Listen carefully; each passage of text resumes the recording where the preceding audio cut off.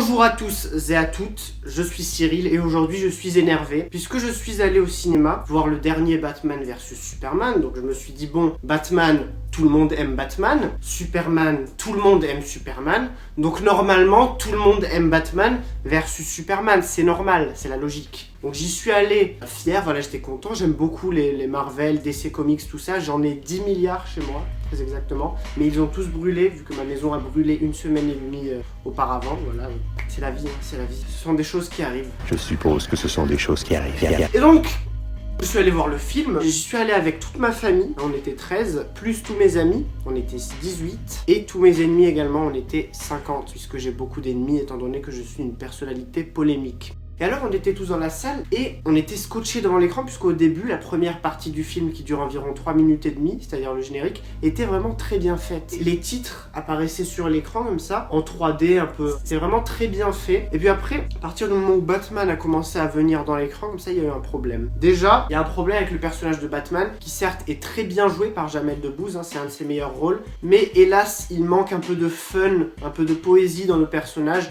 Surtout que le costume de Batman était beaucoup trop grand pour Jamel Debbouze puisqu'ils ont pris le même costume qu'ils avaient donné à l'acteur qui avait fait avant le Batman avec Nolan.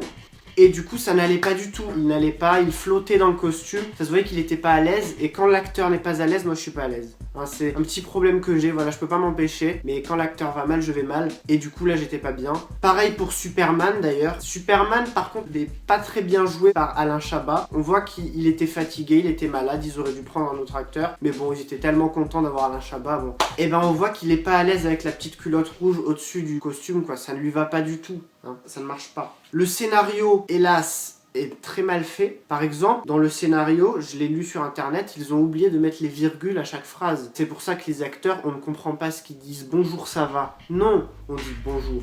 Ça va. Il y a la virgule qui veut tout dire, qui change le sens des phrases, le sens de la langue française, et justement, Batman vs Superman est un film qui ne respecte pas la langue française. Et bien sûr, je ne vais pas cracher sur le film, puisque je sais qu'il a eu une gestation difficile. Je sais par exemple qu'au bout de 6 semaines de tournage, Jamel Debbouze a été atteint par une gastro incontrôlable qui a dû le faire quitter le plateau pour toujours. Et c'est pourquoi il a dû être remplacé par Michael Jackson, et du coup, ça a posé quelques soucis de production.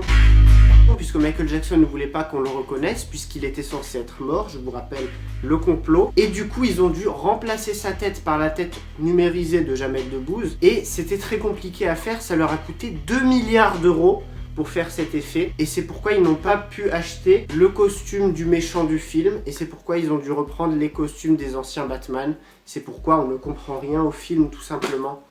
De plus, le réalisateur Zack Snyder a causé la mort de plus de 500 figurants du film, puisqu'au début du film, il n'avait pas compris, vu que c'était sa première réalisation, il n'avait pas compris que dans les films, il ne faut pas tuer les gens pour de vrai. Et du coup, il avait lancé des bombes comme ça sur les acteurs, et il a vraiment tué les acteurs. Il croyait que ça se faisait comme ça.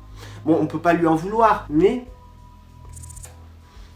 ça fait pas zizir quoi. Petite anecdote, c'est d'ailleurs dans ce film que Jamel Debbouze perd son bras, hein, puisqu'en effet, Batman se fait trancher le bras au début par le Joker, dans un flashback qu'il voit dans le rêve de Superman. C'est pour ça qu'il perd son bras, Jamel Debbouze. Bon. Mais du coup, c'est un mal pour un bien, puisque la main dans la poche de Jamel Debbouze, ça est devenu sa marque de fabrique. C'est pour ça qu'il a eu un succès fou auprès des jeunes ménagères de moins de 58 ans. Et donc le projet a failli être abandonné, il est resté dans les studios de DC Comics Marvel pendant plus de 18 ans. Le film verra finalement le jour grâce à Marvel qui a repris les archives du film et qui les a remasterisées. Et donc on ne peut pas trop se plaindre du résultat puisque le projet partait déjà très mal et je pense qu'il s'en est plutôt bien sorti. Zack Snyder, son premier film, a fait quelque chose de correct et j'attends avec impatience la suite, Spider-Man vs Wonder Woman 12, qui je l'espère saura relever le niveau des Marvel actuellement qui sont un peu en baisse de niveau. Merci d'avoir suivi cette critique de qualité. J'espère que vous allez vous abonner à ma chaîne et que vous allez bien sûr regarder toutes mes vidéos puisqu'elles sont faites avec le cœur et non avec le cul. Et je vous dis au revoir les amis et surtout regardez des films de Batman versus Spider-Man et prenez soin de vous.